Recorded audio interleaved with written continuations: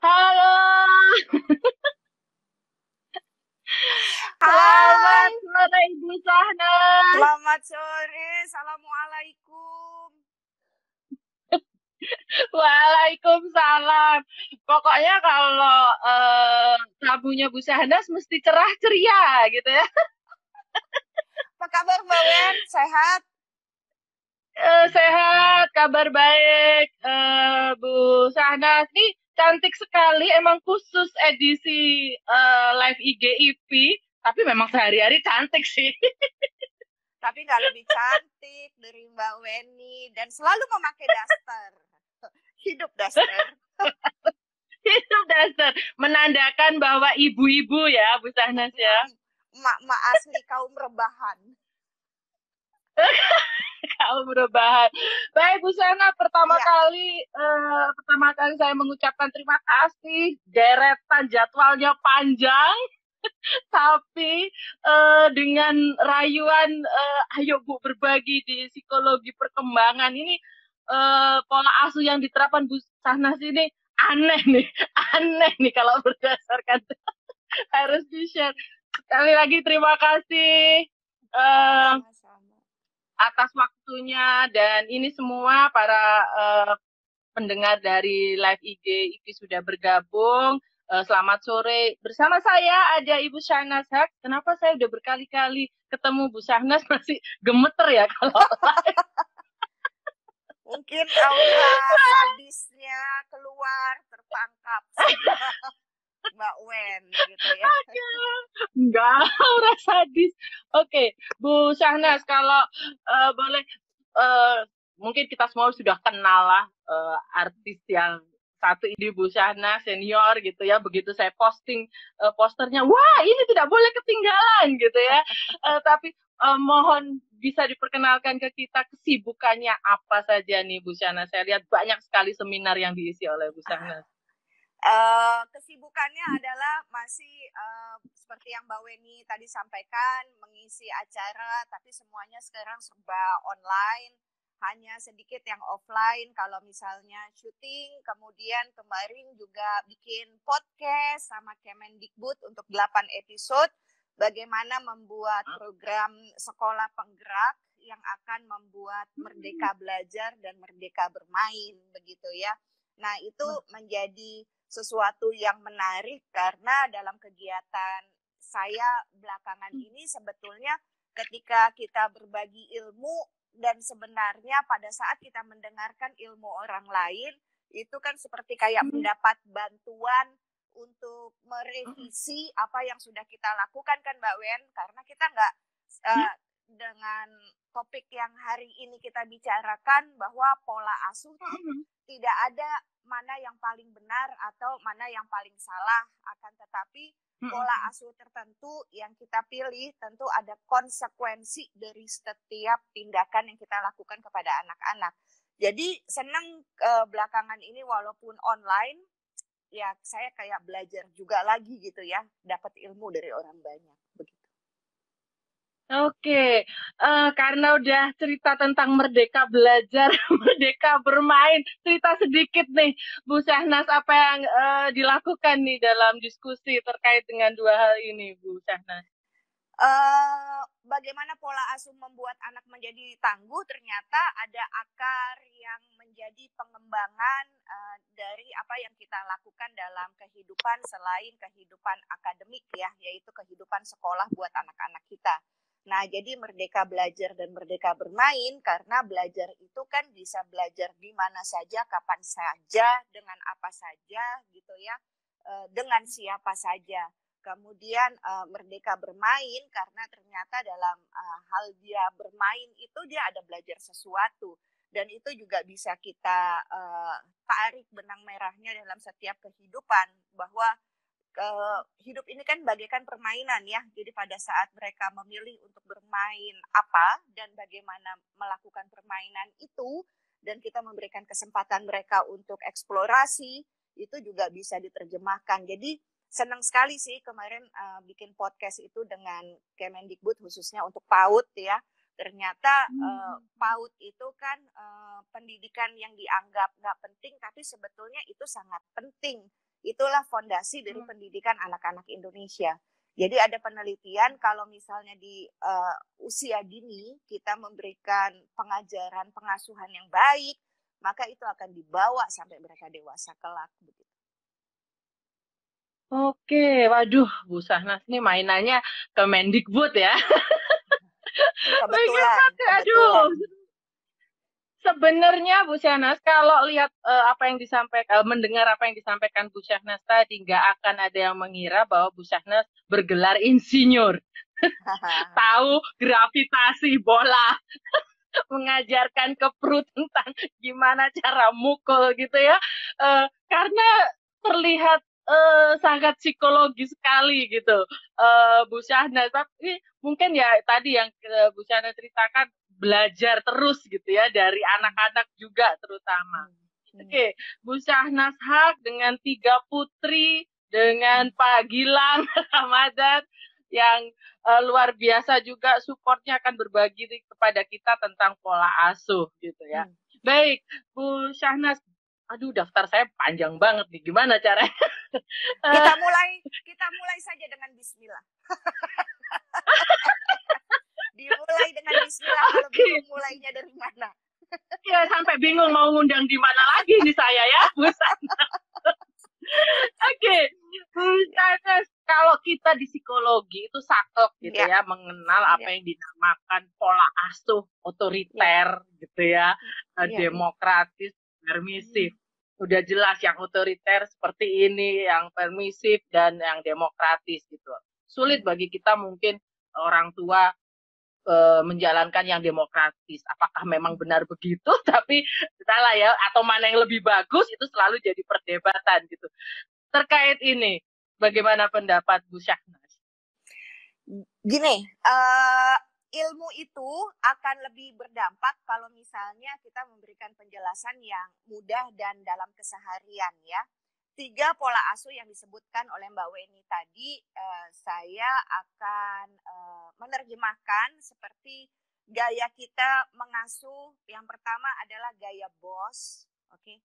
Yang kedua gaya leader. Yang ketiga adalah gaya coach atau pelatih, ya. Kemudian saya akan memberikan persamaan seperti lampu lalu lintas. Lampu lalu lintas warnanya apa Mbak Wen? Merah, kuning, hijau. Kuning, hijau. Oke. Ya. Kalau misalnya saya sebagai orang tua melakukan gaya seperti bos. Sekarang dari ketiga ini, menurutmu mana, kan kami yang sekolah tentang ilmu ini ya. Sekarang aku mau nanya, dari 3 pengasuhan gaya bos, gaya leader, sama gaya coach, mana yang terbaik Mbak Weni?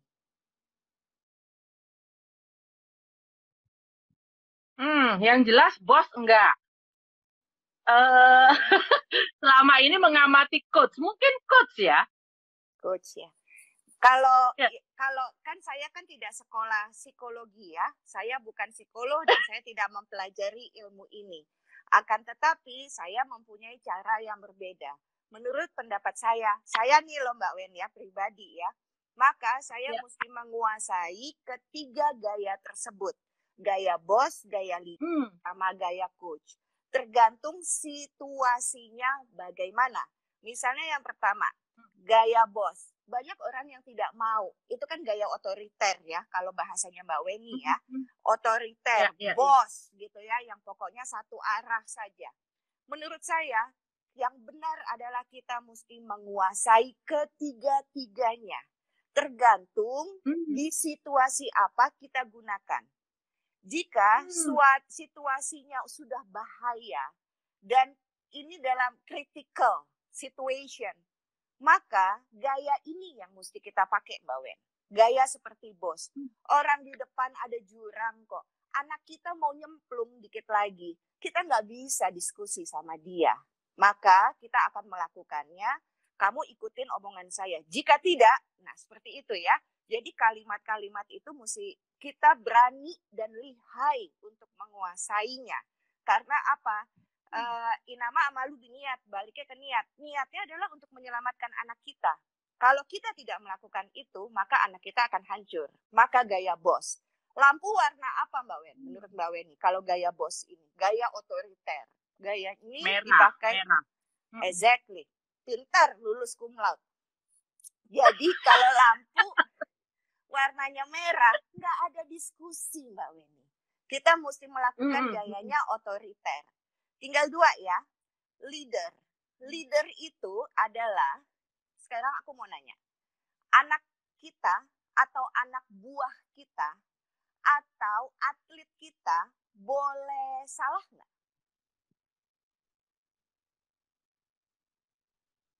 Suaranya agak putus, Bu, barusan. Oke. Kalau misalnya gaya leader, saya mau nanya, seorang anak boleh salah nggak? Nggak boleh ya? Leader kan memimpin. Ini pertanyaannya kenapa jadi host di tes ya? Memimpin. Anak boleh salah nggak? Memimpin berarti nggak boleh karena udah diarahkan. Oke. Anak boleh salah Gitu nggak, nggak? Bu?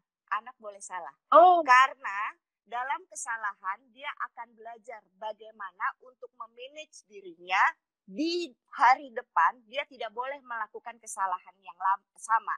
Tidak boleh jatuh di lubang yang sama. Dia belajar dari kesalahan. Sebagai seorang pemimpin, anak buah kita boleh salah. Kita tidak bisa 24 jam mengasuh anak kita, mengawasi mereka untuk mereka tidak boleh salah. Maka anak kita boleh salah nggak? Boleh. Boleh banget. Dari salah dia akan belajar bagaimana yang benar. Dari dia jatuh, dia akan belajar untuk berdiri sendiri, kemudian berjalan kembali. Dan jika waktu kita bisa berfoya-foya, nggak ada sesuatu yang bahaya. Kita boleh diskusi, namanya juga leader, leading the way. Orang tua menjadi pemimpin, dia nunjukin.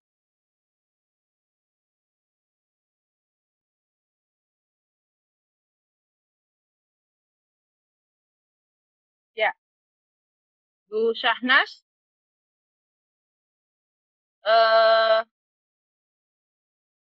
Baik. Apakah suara saya cukup jelas? Masih jelas ya? Mohon bisa ada tanggapan di kolom chat. Oke, Bu Syahnas sepertinya sinyalnya ada trouble. Baik. Baik, kita tunggu dulu Bu Syahnas Haq untuk join kembali. Oke. Baik, apakah sudah ada Bu Syahnas? Belum bersama kita kembali, tadi ada trouble. Bu, ya betul, Bubu hilang. Oke, baik, suara saya jelas ya, berarti tidak ada kendala di saya. Ada kendala di Bu Syahnas sedikit, kita tunggu dulu.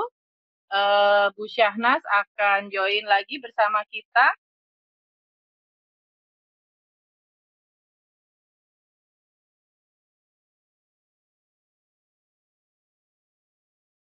Baik, oke, Bu Syahnas sudah bersama kita lagi.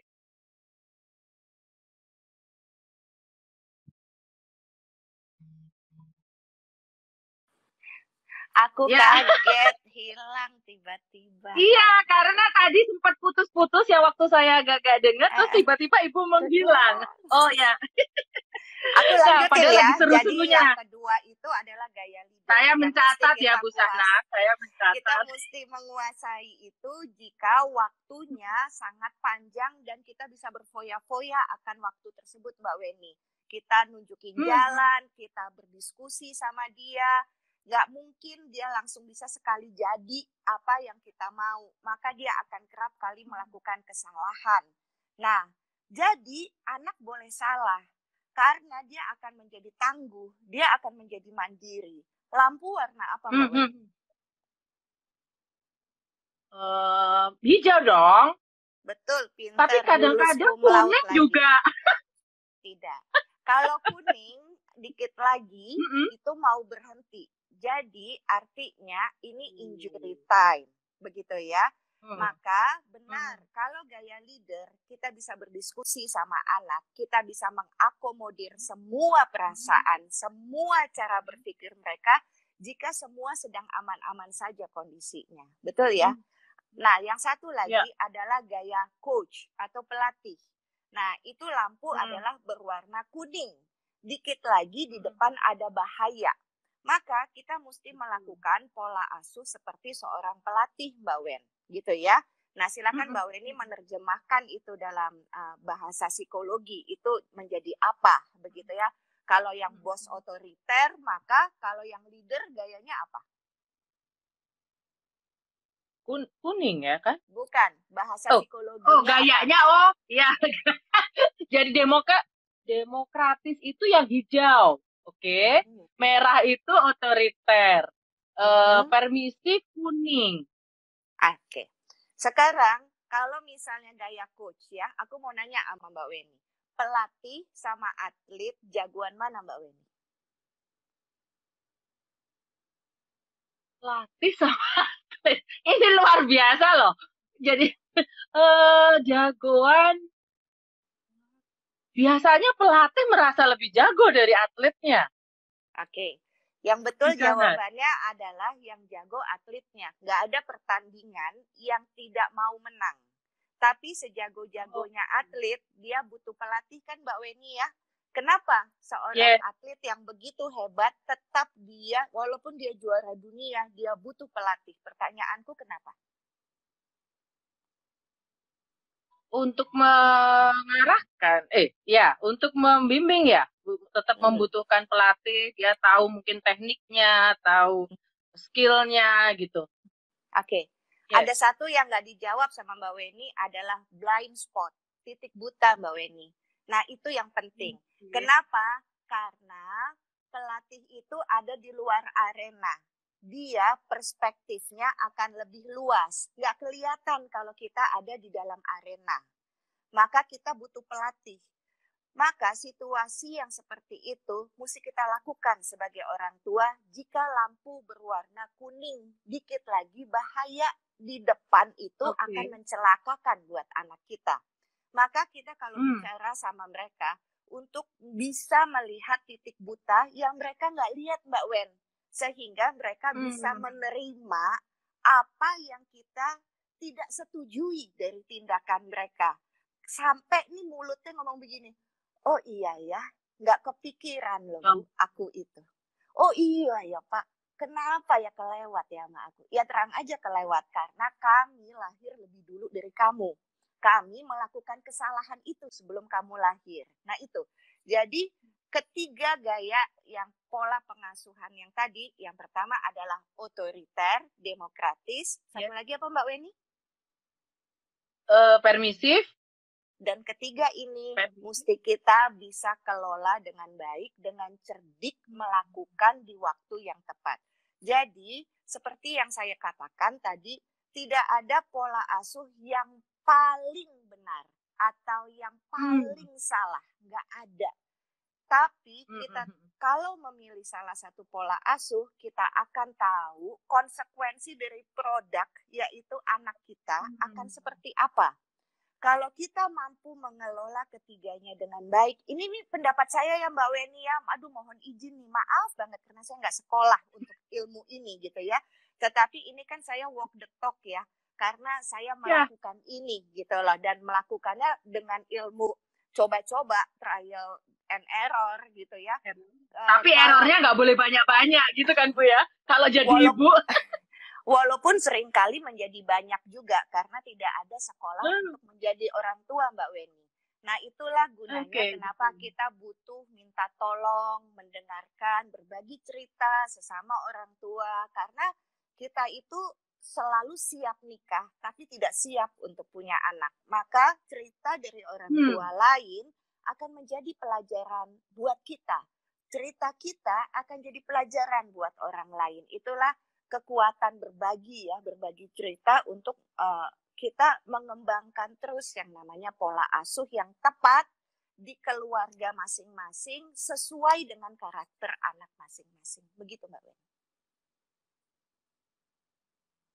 Oke, Nah, sebentar, saya tergelitik sama yang tadi, Bu, sebelum bahas yang terakhir.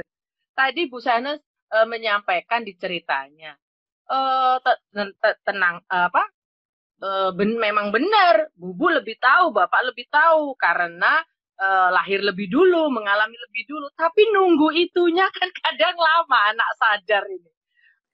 Eh, Benturan dulu kan, Bu Syahnas, benturan dulu, ribut dulu. Nah, ini kan yang eh, fase ini nih yang sering merepotkan orang tua. Nah, gimana Bu Syahnas?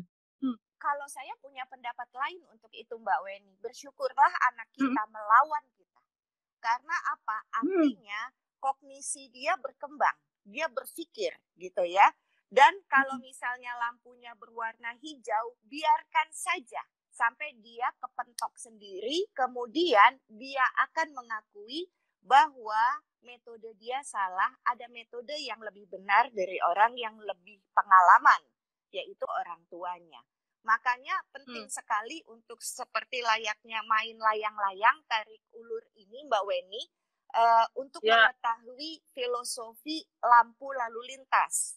Sehingga jika anak itu kepentok, kejeblos, kebentur dalam kehidupannya dia, yang pertama dia cari adalah orang tuanya, bukan teman-temannya. Gitu ya, itu penting. Karena kalau teman-teman yang memberikan input itu bisa misleading. Karena mudah-mudahan dia dapat teman baik. Jika temannya tidak baik, maka dia akan ke direksi yang salah gitu ya. Directionnya bisa ngawur, bisa nggak sesuai dengan apa yang kita rencanakan terhadap dia. Begitu. Jadi jadilah orang tua yang sangat terbuka, jangan berhenti belajar, selalu mendengar cerita orang tua lain, dan tahu bagaimana menghadapi anaknya dari kumpulan cerita dan pelajaran dari buku-buku pola asuh yang dia tahu. Begitu Mbak Weni. Oke.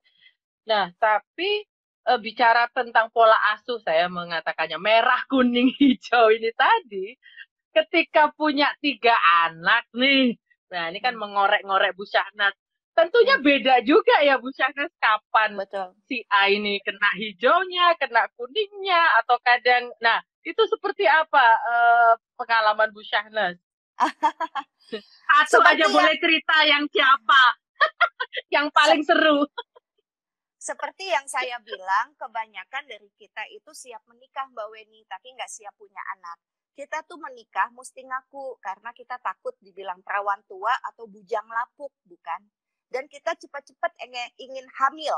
Karena apa? Karena takut kata orang, kata keluarga, kita disebut mandul. Betul ya? Itu sebabnya kita tuh siap, ngerasa pengen nikah, pengen punya keturunan untuk menjadi pembuktian bahwa kita adalah manusia yang normal. Nah, sekarang untuk menjawab itu Mbak Wen, nggak bisa. Lain ladang, lain ilalang. Betul kata Mbak Weni bahwa dengan suami yang sama, Gilang, saya bisa melihat ketiga karakter anak kami itu jauh berbeda satu sama lainnya. Benar kata Mbak Weni tadi. Lampu merah, kuning, hijaunya itu pun berbeda-beda. Durasi merah, kuning, hijaunya pun berbeda-beda setiap anak. Begitu ya Mbak Weni ya. Maka saya tuh jadi berpikirnya begini, saya akan membicarakan ketiganya gitu ya. Dan saya juga yakin ini ayah bunda yang lagi nonton ini juga tahu bahwa si kakak, si adik, si bontot, si buntut gitu ya, itu pasti akan berbeda karakternya dan penanganannya pun berbeda walaupun value-nya sama yang kita inginkan. Saya dan Gilang bertindaknya itu filosofinya bukan seperti tukang kayu. Kalau tukang kayu kan pemahat kayu gitu ya, itu menginginkan hasilnya sesuai dengan apa yang saya mau, sesuai apa yang saya mau. Kalau saya mau bikin patung, pematung lah saya gitu ya. Saya itu pengen gambar wanita cantik begitu. Nah, saya ingin bentuknya seperti wanita cantik. Saya nggak boleh bentuknya salah. Itu artinya saya si pematung gitu ya. Dan saya nggak melakukan itu. Saya punya banyak sahabat-sahabat yang psikolog gitu ya. Ada Ibu Iva, kemudian ada semuanya pada suka berkebun. Kemudian ada Mbak Dece, begitu ya. Semuanya suka berkebun gitu. Kemudian ada, banyak sekali teman-teman psikolog yang menjadi guru saya juga, tempat saya untuk bertanya. Mereka memberikan konsep seperti tukang kebun, berkebun. Kita mesti cerdik bahwa buah hati kita itu bagaikan tanaman-tanaman yang berbeda di kebun yang indah. Maka kalau kita tahu si kakak jenis tanamannya, misalnya analoginya begitu ya, adalah seperti ini. Saya mesti tahu tanahnya mesti gimana, jumlah air yang dikasih mesti gimana, berbeda-beda gitu ya. Mataharinya supaya nggak busuk gitu ya. Iya, mataharinya mesti banyak atau tidak, peletakannya ada di depan, di tengah, atau di tempat yang redup. Jadi saya dalam pengasuhan yang berbeda itu, saya seperti layaknya tukang kebun gitu ya. Diajarkannya tuh begitu gitu loh, supaya apa? Supaya saya tidak salah pada saat saya dikasih anak-anak yang luar biasa menantang kemampuan saya untuk saya menjadi orang yang cerdik gitu ya. Jadi itu yang saya mesti pikirkan. Ini anak, saya mesti observasi dari kecil gitu. Ini anak nih seperti apa, jenis tanaman yang bagaimana. Nggak mungkin dong Mbak Wen, tanaman kaktus sama tanaman bunga matahari atau lotus begitu ya, sama jumlah airnya. Siramannya nggak boleh sama. Kalau misalnya airnya terlalu banyak, si kaktus ya juga bisa mati, begitu kan ya. Nah, yang seperti itu yang saya pelajari filosofi dalam pengasuhan untuk ketiga putri kami. Nah, saya mau cerita dulu nih ke para pendengar live IG. Jadi Bu Syahnas dengan 3 putrinya semua berprestasi akademik dan non akademik. Kalau mau cerita, Pru ini beasiswa di Kanada karena softballnya, begitu ya, Bu Syahnas. Charlotte ya baru masuk di IPB sesuai dengan kesukaannya berkuda, atlet berkuda. Kemudian Mika itu kemarin saya lihat lagi kampanye ketua OSIS luar biasa. Nah, ini memang benar-benar menerapkan merah, hijau, kuning secara proporsional tanpa konflik, atau saya mau tahu nih cerita konfliknya. Saya senang, seperti yang saya bilang, saya tuh malah senang kalau anak tuh berkonflik dengan saya. Semakin dia berkonflik, saya semakin tahu pemetaan cara berpikir dia dan posisi perasaannya dia. Akan lebih sulit. Sekarang Mbak Weni akan lebih gampang ketemu sama orang yang outspoken, yang sangat extrovert, apa orang yang introvert, diem, dan kita mesti nebak. Akan lebih mudah dia yang banyak ngomong kan. Konflik banyak itu ngomong. Buat saya konflik itu tuh jadi keuntungan buat saya gitu ya. Yang pertama adalah melatih kemampuan dia untuk berdiskusi gitu ya, dan tidak menjadi anak yang suka menerima saja masukan, karena nanti kelak dalam kehidupannya nih anak menjadi tangguh dan memiliki prinsip. Gak gampang aja di otaknya di brainwash gitu ya. Maka dia punya daya ngelawan gitu loh sama orang yang ada di sekitarnya. Nah, kemudian buat saya keuntungan konflik itu akan mengetahui sejauh mana metode yang saya kasih berguna buat dia, begitu. Jadi saya senang sekali untuk mereka melakukan itu kepada saya, Mbak. Nah, buat saya bicara itu seperti ini.